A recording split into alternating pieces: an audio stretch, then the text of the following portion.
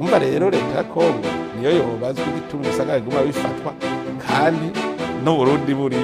bavuze rero Burundi barafasha FDL no kugira ngo bambike ibaro Burundi niyo abayakunze Bujumbura aciye muri Kongo natwe tuzokunda Kigali duciye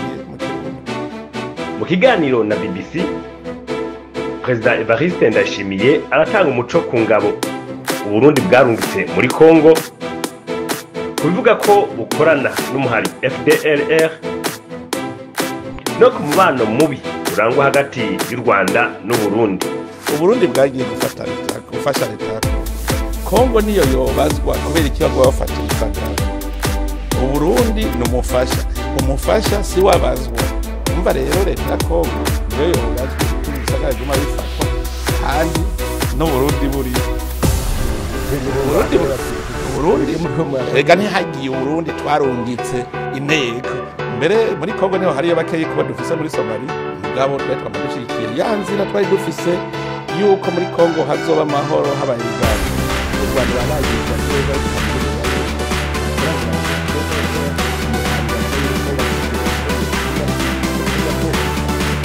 mwasi wawe umukunzi nibyo bariko baragira bavuga abanyarwanda barabizi yuko Burundi budapfa bushikiye umuntu wese agiye barabizi umushikiragazi kabare umuntu tuziranye anzi n'ingeneze yaranyagirije neza ko tweshaziho nyakoko y'abanyamurenge yuko nagiye inama bawe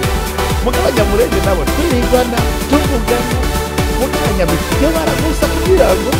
amakungu abone Uburundi bavuze rero Burundi barafasha FDL no kugira ngo bambike ibaro Burundi nico gituma je namugabishije umunsi bazaduteye no Rwanda duteye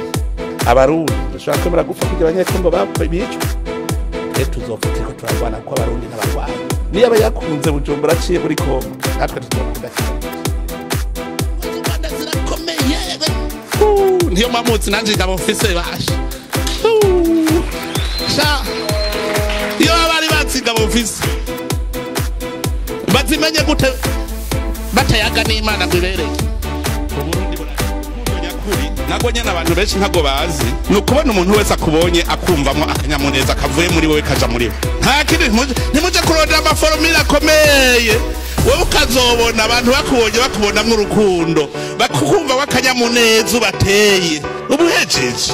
ntabwo muza kurondera urukundo uruhiga kure nezereza mugenza wese ubonye